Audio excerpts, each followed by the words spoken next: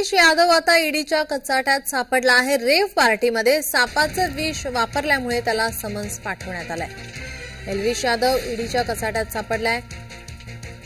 Rave पार्टीमध्ये त्याने सापाचं विष वापरलं होतं आणि त्या प्रकरणी त्याला आता समन्स पाठवण्यात आलंय।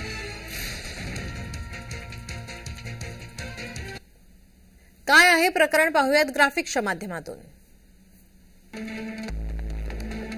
एल्विशवर बेकायदेशीरपणे सापांची तस्करी केल्याचा आरोप आहे।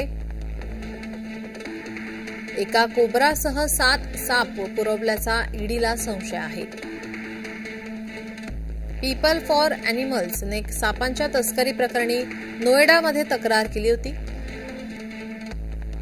ईडीकडून आर्थिक गैरव्यवहाराचा गुन्हा दाखल झालाय।